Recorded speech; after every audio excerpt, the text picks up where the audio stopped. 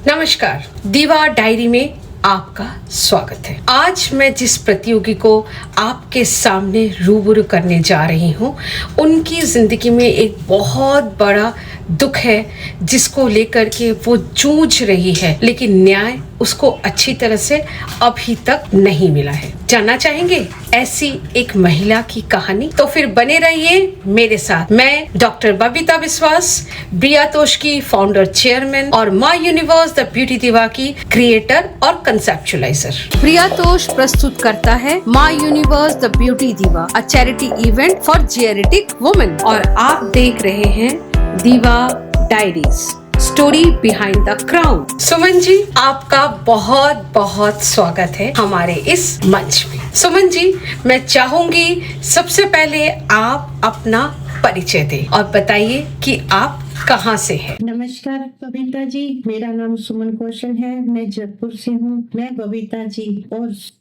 Miss universe beauty दिवा का तहे दिल से धन्यवाद करती हूँ, जिन्होंने मुझे ये प्लेटफॉर्म दिया और मुझे यहाँ तक लेकर आए। धन्यवाद बबीता जी। सुमन जी, सबसे पहले हमसे ये साझा कीजिए कि आपका बचपन कहाँ गुजरा है। आप एक रॉयल फैमिली से हैं, तो रॉयल फैमिली का लाइफस्टाइल कैसा होता है हमारे साथ साझा कीजिए। बबीता जी, मेरा बचपन जो है वो पंजाब में बीता। पंजाब में बठिंडा से भी 30 किलोमीटर दूर गिदड़वा है, जहाँ से मैं बिलोंग करती हूँ। मेरा बचपन वहाँ बीता, बहुत खूबसूरती के साथ बीता है। और जो आप कह रहे हैं रॉयल फैमिली का लाइफस्टाइल कैसा होता है, पुराने जमाने में तो हवेलियां होना और उनमें नौकर चाकरों में रहना और ऑर्डर चलाना बचपन था। बहुत ही अच्छा लाइफस्टाइल रहा। कभी कुछ काम नहीं किया था।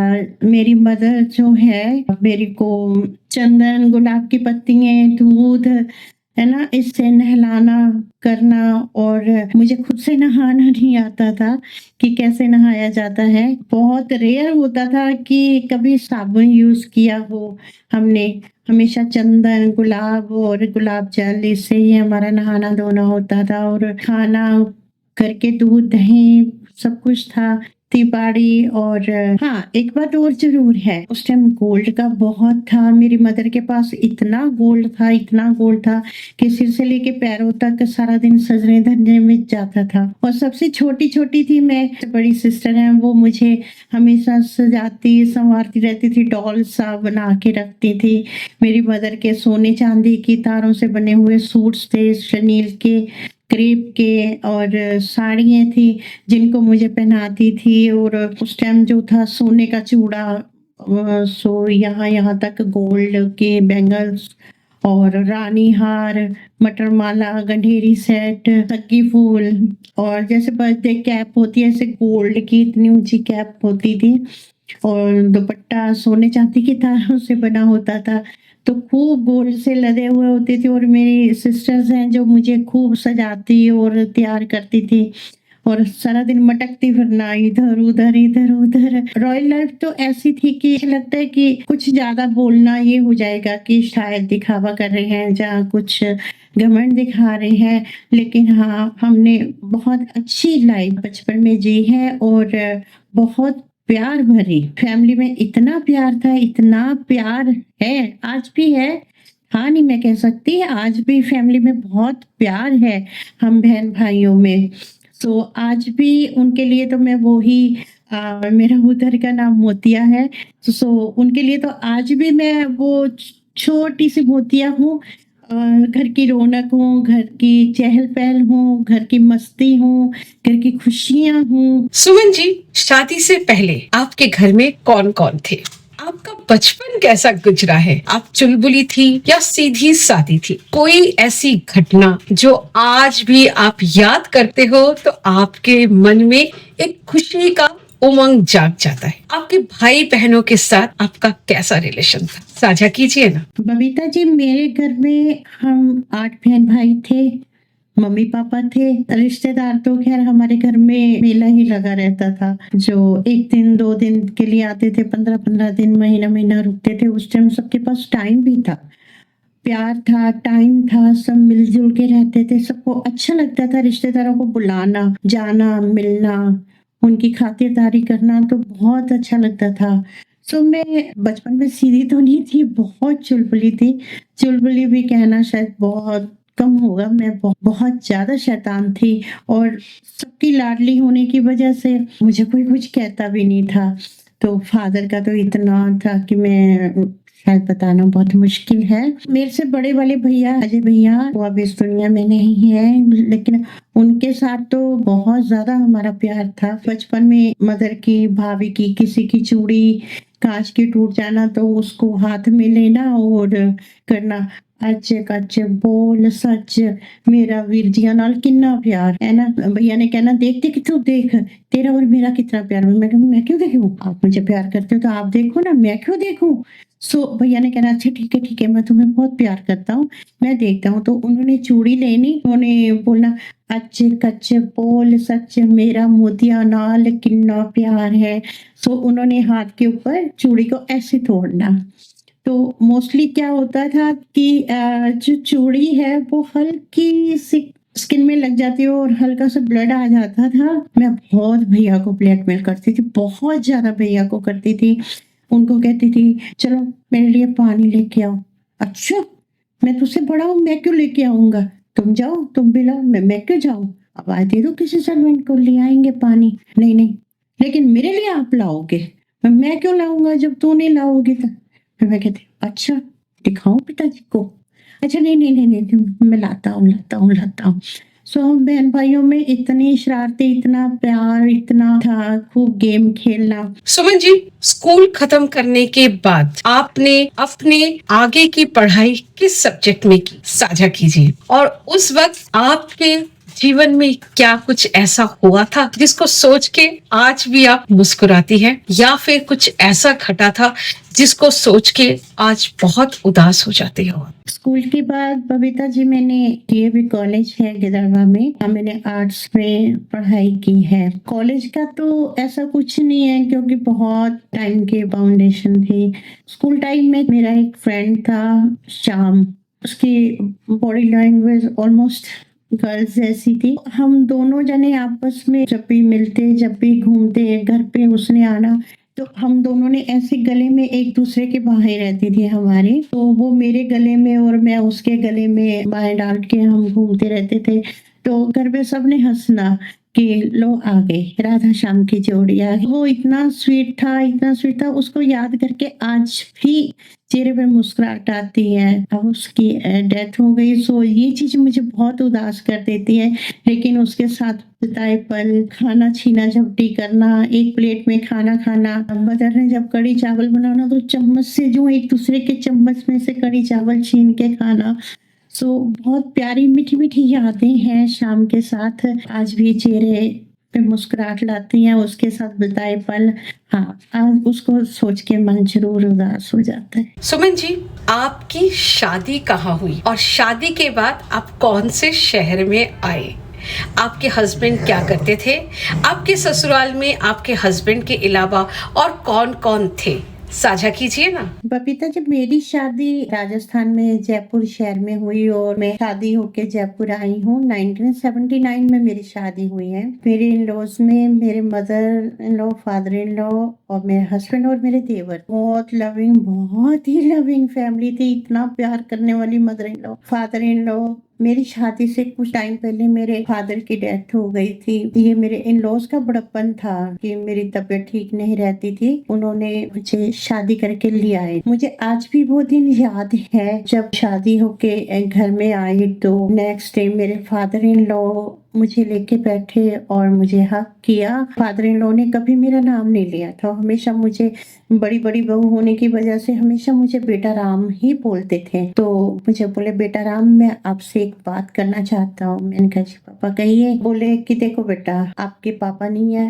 हमारे बेटी नहीं है, आप हमें बेटी की कमी मत महसूस होने देना, मैं आपको भंडारी साहब की कमी नहीं महसूस होने दूंगा। तक मेरे फादर इन लॉ ने बहुत ही प्यार दिया और मेरी मदर इन लॉ तो इतनी स्टाइलिश थी, इतनी स्वीट थी। उनको मूवी देखने का बहुत शौक था, काम से जल्दी जल्दी फ्री होते 12 से 3 का शो देखने निकल जाते थे। मेरे मदर इन लॉ ने मुझे बहुत मूवीज दिखाई हैं, बहुत अच्छी फैमिली थे और बहुत प्यार करने वाले। मेरी मदर इन लॉ आवाज बहुत अच्छी थी, वो सिंगिंग भी करती थी। उनका जो फेवरेट सॉन्ग था, और जहाँ भी जाते, जहाँ हमारे घर आते, जहाँ हम कभी बैठते, सभी फैमिली बैठते, तो उनका फेवरेट गाना मैं आपको कुछ लाइनें सुनाती हूँ। अफसाना लिख रही हूँ, अफसाना लिख रही हूँ, दिले बेकरार का, आंखों में रंग भर के तेरे इंतजार का, अफसाना लिख रही हूँ,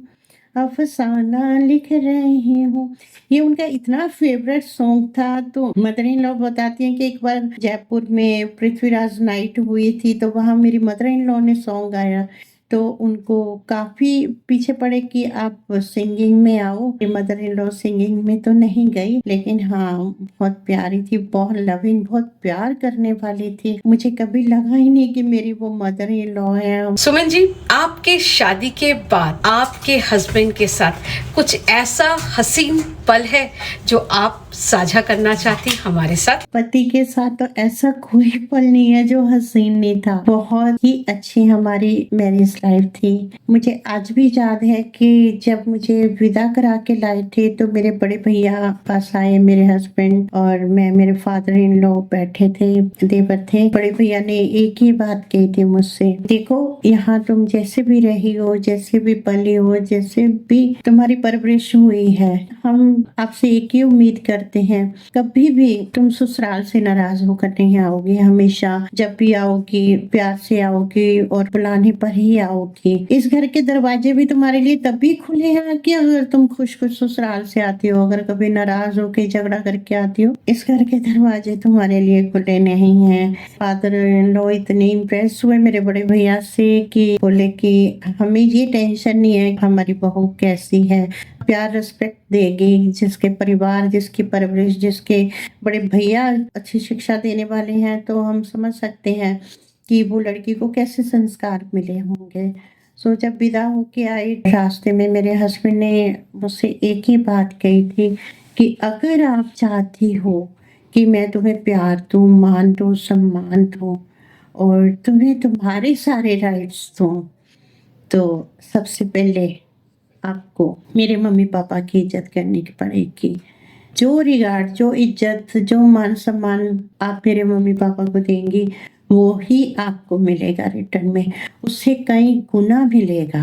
लेकिन मैं ये कभी बर्दाश्त नहीं करूंगा आपकी वजह से मेरे मम्मी पापा को कोई प्रॉब्लम हुई है, मेरे मम्मा पापा का मूड खराब हुआ है, मेरे मम्मी पापा किसी बात को लेकर हर्ट हुए हैं, ये मैं आपसे बिल्कुल कोई उम्मीद नहीं करता हूँ। इन्होंने मेरे से सबसे पहला ये प्रॉमिस लिया था। सो मेरे हस्बैंड को भी सिंगिंग का, शेर व शायरी का बहुत शौक था, बहुत शौक था। सो उन्होंने सबसे पहला जो गाना मेरे को सुनाया था हमारी फर्स्ट नाइट पे, चांद से महबूबा हो मेरी कब ऐसा मैंने सोचा था, हाँ तुम बिल्कुल वैसी हो जैसा मैंने सोचा था। बहुत प्यार करते थे। हाँ, इनके साथ का एक आपको किस्सा सुनाती हूँ। जब मुझे देखने आए थे तो वहां पे बैठे और मेरे फादर और मेरे फादर इन लॉ बात कर रहे थे, तो बातों बातों में पता चला कि हमारे तो बहुत क्लोज रिश्तेदारी है, तो रिश्ता नहीं हो सकता। मेरे फादर बोले कि देखो कौशल साहब, मैं तो इन बातों को नहीं मानता, कि अभी तक तो कोई जानते नहीं थे, कोई जयपुर रहते हैं, कोई गिदड़वा रहते हैं, जब रिश्ता करने लगो तो रिश्तेदारियां निकाल लो, तो मैं तो नहीं मानता, बाकी जैसा आप कहेंगे वैसे कर लेंगे। तो मेरे फादर इन बोले मेरे सब, जब आप नहीं मानते तो हम भी नहीं मानते हैं इस चीज को, तो हमें कोई प्रॉब्लम नहीं है। तो जब देखना दिखाना हुआ, देखा मेरे हस्बैंड ने मुझे देखा, उसके बाद तो शादी के बाद मेरे हस्बैंड ने मुझे बताया, बोले जब मैंने तुम्हें देखा तो मैं इतनी हार्ट बीट तेज हो गई थी मेरी। मैंने कहा क्यों, ऐसा क्यों? बोले हार्ट बीट ये सोच के तेज हो गई थी कि उफ, इससे अगर शादी नहीं होगी तो क्या होगा। और मेरा दिमाग इतना तेज चलने लग गया था, इतना भाग रहा था मेरा दिमाग। तो मैंने एक सेकंड में ये सोचा था, मैंने कहा नहीं नहीं नहीं, अगर इस लड़की से मेरी शादी नहीं होती तो मैं इसको अपनी बहन बनाऊंगा। हम खूब हंसे इस बात को लेके। मैंने भी थोड़ी शरारती की, थोड़े मस्ती की जब आप सवाल किए तो बहुत मतलब अच्छा रहा हमारा, बहुत ही प्यारा, बहुत ही खूबसूरत रिश्ता रहा हमारा। सुमन जी, आपके हस्बैंड कौन से साल में इस दुनिया को अलविदा करके गए? उस वक्त आपके बच्चे कितने बड़े थे और आपने ऐसा कौन सा डिसीजन लिया जिसने आपके लाइफ को बदल दिया? आपने एक बुटीक खोला जिसे आपने एक बहुत बड़ा बिजनेस में कन्वर्ट कर दिया। उस वक्त क्या आपके ससुराल के किसी ने मदद किया या आपने अपने बल पे इस एम्पायर को खड़ा किया? हस्बैंड की डेथ हुई थी 2005 में। उनको मुंह का कैंसर था। उनका कमांडो ऑपरेशन हुआ था जो सुबह 8 बजे से लेकर शाम को 5 बजे तक चला था। प्लास्टिक सर्जरी भी थी। बच्चे मेरे बड़े थे, दोनों बच्चे जॉब में थे। मेरे हस्बैंड के जाने के बाद मैं बहुत अकेली हो गई थी। एक बार मैंने अपने बड़े बेटे को फोन किया, मैंने कहा बेटा मैं परेशान रहती हूँ। बोला मम्मा जो भी आपको अच्छा लगे आप करो। तो इसमें मुझे जो सपोर्ट किया वो सपोर्ट किया मुझे डॉक्टर्स ने। इनकी डेथ के बाद उन डॉक्टर्स का मेरे को इतना सपोर्ट रहा कि वो चाहते थे लाइफ में कुछ करूँ, मेरा ध्यान दूसरी तरफ जाए। सो वो मुझे सोशल वर्क में ले आए। 3-4 कैंसर सोसाइटी से मैं जुड़ी, उन सोसाइटीज के साथ मैं काम किया। 5 साल बाद मैंने अपना एनजीओ रजिस्टर कराया जिसमें आज भी हम लोग काम करते हैं। हम लोग स्कूल वगैरह में कैंसर के ऊपर अवेयरनेस प्रोग्राम करते हैं। मल्टीनेशनल कंपनी कॉलेज वगैरह में ब्लड डोनेशन कैंप करते हैं। स्लम्स में हम कैंप करते हैं। मैंने लाइफ में स्ट्रगल भी बहुत किया। हॉस्पिटल में ऑलमोस्ट सभी को पता था कि इसके हस्बैंड नहीं है। तो उस टाइम मैं 41 प्लस की थी जब मेरे हस्बैंड की डेथ हुई। एक मैं आपको किस्सा बताती हूँ। दोनों बेटे गुड़गांव नोएडा थे। तो वीकेंड में आते थे, 5 डेज उनका वीक था। तो एवरी सैटरडे मॉर्निंग बच्चे आते थे। एक दिन जब बच्चे आए तो मैं काफ़ी परेशान थी, बहुत ज़्यादा परेशान थी। तो मेरा बड़ा बेटा बोला मम्मा क्या बात है, आप इतनी परेशान क्यों हो, आपका चेहरा इतना क्यों उतरा हुआ है? तो मैं बैठ गई और रोने लग गई। छोटा बेटा मेरा पानी लेके आया तो बड़े बेटे ने उससे पानी लेके साइड में रख दिया। बोला नहीं मम्मा को पहले रोने दो। मन हल्का हुआ। बेटा बोला कि हाँ मम्मा क्या हुआ अब बताओ। तो मैंने कहा बेटा हॉस्पिटल में देखो सबको पता है डैडी नहीं है। बहुत से लोग कैसी बातें करते हैं जो अच्छी नहीं लगती मुझे। तो हंसने लग गया। बोला बस इतनी सी बात है मम्मा, हम मल्टीनेशनल कंपनीज में वर्क करते हैं, वहाँ तो ये चीजें जो है रात दिन होती हैं, कोई बात नहीं। देखो आपका ये इनकम सोर्स नहीं है मम्मा, अपना टाइम अच्छी जगह लगाने जाते हो, लोगों से मिलते हो, सब करते हो। ऐसा मत सोचना कि हम आपके साथ नहीं है। हम दोनों भाई आपके साथ हैं, आप अकेली नहीं हो। लेकिन आपके लिए हम किसी से झगड़ा नहीं कर सकते। हॉस्पिटल में सब जो हैं पुराने हैं, सब जॉब में हैं। सो उनको पता है कहाँ कैसे क्या करना है, कैसे बचना है। आपको जिस टोन में वो आपको कुछ बोलते हैं, जितनी आवाज में, ऊंची आवाज में या धीमी आवाज में बोलते हैं, उसी आवाज में, उसी वॉइस में आप उनको जवाब दो। अगर आप चाहती हो कि लाइफ में कुछ करूं, मैं अपनी पहचान बनाऊं, मैं आगे बढ़ूं, तो मम्मी अपनी लड़ाई आपको खुद लड़नी पड़ेगी, आपको खुद फाइट करना पड़ेगा। वैसे भी अगर आप चाहो तो घर में भी रहो तो हमें कोई दिक्कत नहीं है। सो मेरे दोनों बेटों ने इतना मुझे सपोर्ट, मुझे कभी मेरे हस्बैंड की कमी महसूस नहीं होने दी। और अगर मैं परिवार की बात करूं, परिवार साथ था, उनसे जितना जो हेल्प हो पाई करते थे।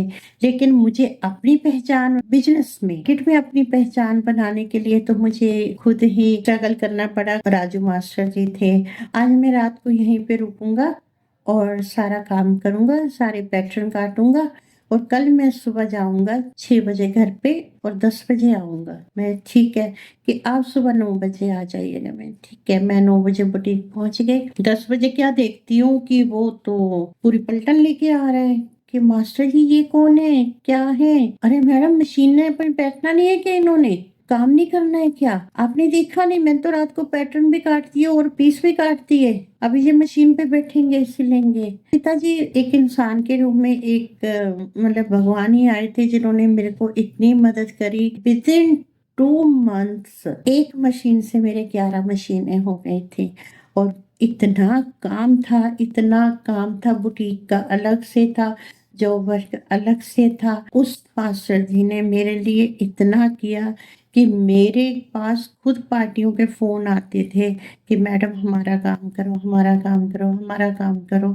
मुझे किसी के पास कभी काम लेने जाने की ज़रूरत नहीं पड़ी। आज वो मास्टर जी नहीं हैं, लेकिन जहाँ भी है मैं ईश्वर से यही दुआ करती हूँ कि आप उनकी आत्मा को शांति दें। और सभी पार्टियों का मैं धन्यवाद करती हूँ जिन्होंने मुझे माउथ टू माउथ इतनी publicity the. My universe the beauty दिवा के प्लेटफॉर्म में आपका सिलेक्शन हुआ है।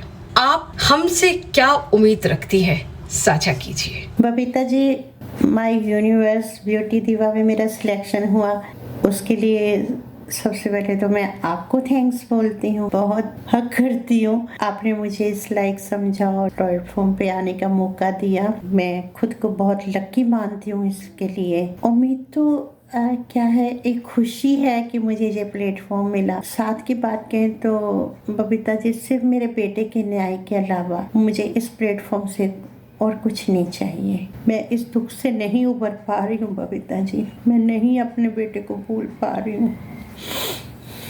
जीना भूल गई हूँ मैं, जिंदगी जीना भूल गई हूँ, मैं हंसना भूल गई हूँ, मैं खुश रहना भूल गई हूँ, मैं बाहर निकलना भूल गई हूँ, लोगों से मिलना भूल गई हूँ। सुमन जी, बहुत बहुत धन्यवाद। आपने अपने जिंदगी के वो पल हमारे साथ साझा किया जिसके बारे में लोग सोचते हैं और ये भी सोचते हैं कि क्या मैं साझा करूं या नहीं। बहुत बहुत शुक्रिया इस मंच को सुशोभित करने के लिए। धन्यवाद बबीता जी, धन्यवाद। ये इतना खूबसूरत प्लेटफॉर्म दिया मेरे अनुभव शेयर करने के लिए, मेरे मन की बात करने के लिए और मेरी कुकिंग को प्रमोट करने के लिए आपको बहुत बहुत धन्यवाद। दोस्तों, ये थी सुमन। अपने जिंदगी में बहुत सारे उतार चढ़ाव देखे हैं। आज वो अपने बेटे का इंसाफ के लिए हॉस्पिटल के साथ लड़ रही है। अगर आपको इस कहानी में कुछ अच्छी बात लगी तो एक लाइक जरूर कीजिए और कमेंट सेक्शन में हमें सजेस्ट कीजिए कि सुमन को क्या करना चाहिए। आप लोगों से एक अपील करूंगी, अगर आपने अभी तक मेरे चैनल को सब्सक्राइब नहीं किया तो जल्दी से सब्सक्राइब कीजिए और बेल को भी नोटिफिकेशन के लिए क्लिक करके ऑल को भी क्लिक कीजिएगा ताकि आने वाले और नई कहानी की नोटिफिकेशन सबसे पहले आप तक पहुंचे। तो मुझे दीजिए इजाजत। नमस्कार, अल्लाह हाफिज, थैंक्स फॉर वॉचिंग, बाय।